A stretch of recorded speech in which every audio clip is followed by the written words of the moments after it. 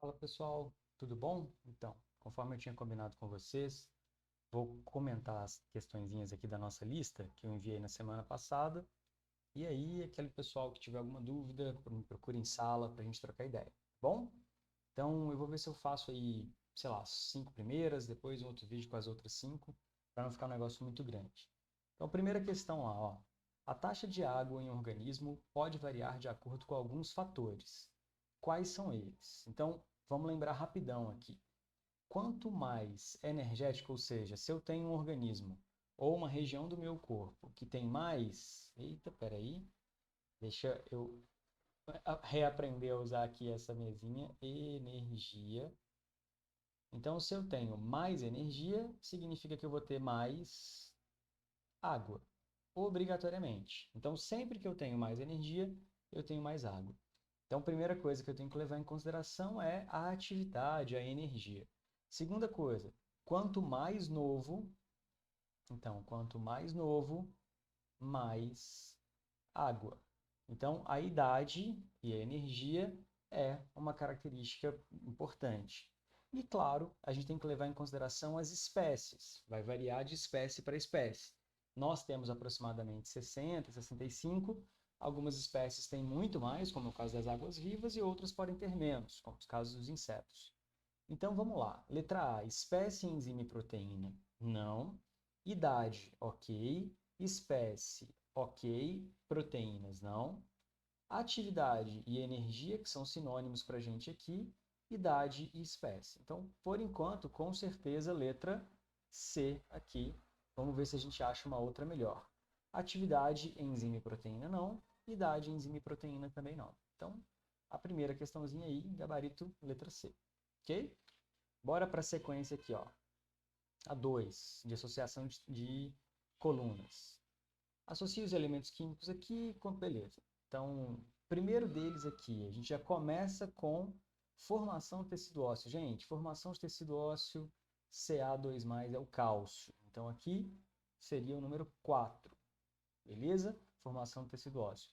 Transporte de oxigênio, não podemos esquecer de jeito nenhum, é o ferro. Então, seria número 6, o ferro aqui, ó. Fe2+. Estou apanhando a mesinha ainda. Formação do suco gástrico é o cloro, então seria o número 1, beleza? Equilíbrio da água no corpo. Aí a gente tem um problema, porque equilíbrio na água do corpo podem ser vários outros, né? Podem ser sódio, pode ser o potássio, eles participam dos dois aqui. Como que a gente resolve uma questão dessa que tem a opção, por exemplo, a transmissão de impulso? O sódio e o potássio também estão relacionados. Mas está vendo que a gente já tem 4, 6 e 1? Se a gente for procurar aqui entre as alternativas, tem apenas a letra C que começa com 4, 6 e 1. Ok? Então, essa questão aqui ela está considerando, número 5, o sódio, aqui ficaria então o número 5, e o potássio número 2 na transmissão. O que os dois podem fazer de forma muito tranquila também, tá bom? Então, uma questãozinha como essa, a gente sempre vai resolver por eliminação. Essa questão eu lembro de ter comentado na sala, tanto na turma da noite quanto na turma da tarde, que é o seguinte, ó. O ovo é um recipiente biológico perfeito que contém material orgânico e inorgânico. Para a galera que não se lembra, vou até grifar aqui, ó. Orgânico é aquilo que nós conseguimos produzir e inorgânico é aquilo que a gente não produz. Então a gente tem esses dois tipos. Um dos seus componentes é a clara, o albúmen, formada predominantemente por água. Então aqui tem uma chave para a gente responder. E também por proteínas, beleza. Mas o mais importante para a gente nessa questão é a água aqui. Caso a galinha se reproduza antes da liberação do óvulo, ocorrerá a formação de um embrião no interior do ovo. Porém, para que esse se desenvolva, é necessária uma transferência de calor, que ocorre durante o período que as aves chocam os ovos. Então, galera, ele deu duas dicas para a gente aqui, né? Que é, primeiro, falar que tem muita água e falar que precisa do calor para isso funcionar. Então, caso a galinha saia do ninho temporariamente durante esse período, o desenvolvimento do embrião não cessará, em virtude que a água no interior do ovo. Então, o que ele está relacionando aqui? Ele está relacionando a água com a temperatura. Então, se ele está relacionando água com temperatura, a água, nesse caso, vai diluir substâncias tóxicas? ser um solvente universal, possuir um alto calor específico, participar de reações de hidrólise ou apresentar elevado valor nutricional.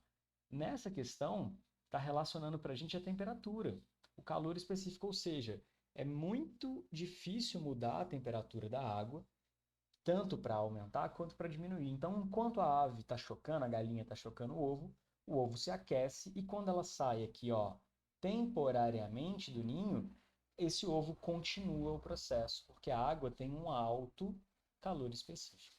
Tá? Questãozinha 3, salvo engano, a gente já tinha comentado ela em sala também.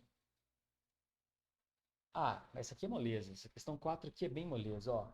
Devem constar na dieta humana íons ou sais, tá? Para a galera que estava viajando lá, ó, íons ou sais, aqui para gente, tá? A mesma coisa, correspondentes aos seguintes elementos químicos, exceto, então a gente tem que procurar o errado. Cálcio tem que ter? Tem que ter. Cloro tem que ter. Ferro tem que ter. Sódio tem que ter. Mercúrio, jamais, galera. O mercúrio aqui, ó, opa, estou usando azul para marcar, né?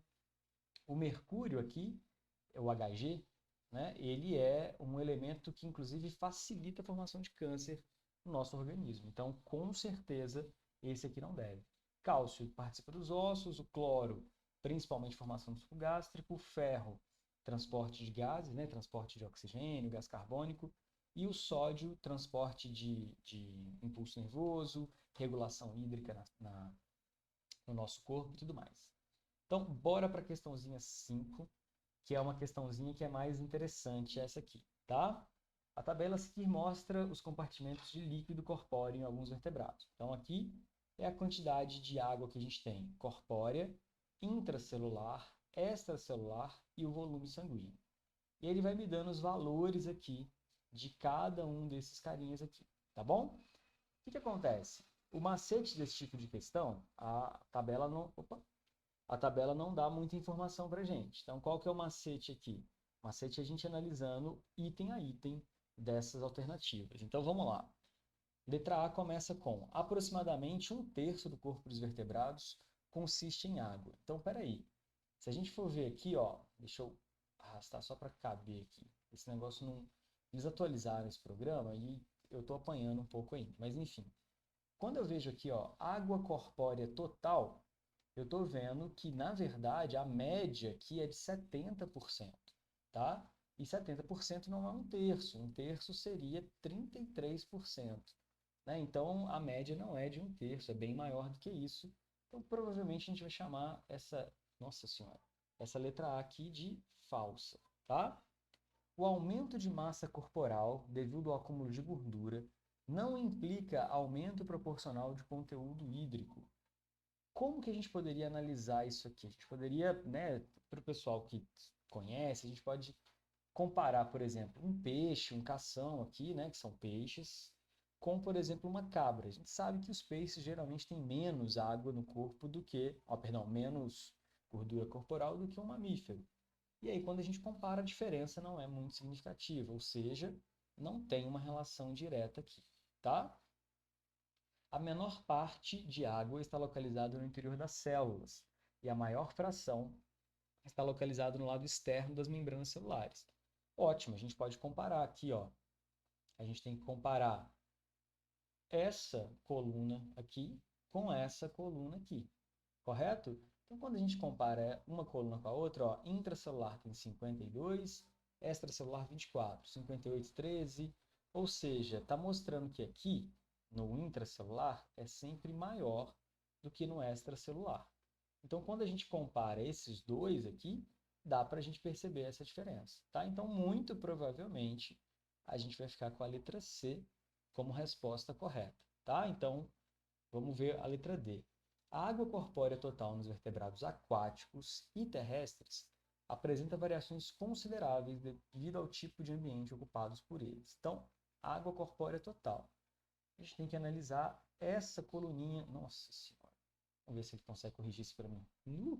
Ficou ruim demais. Espera aí, não é possível. Aí agora vai dar bom. Só que não.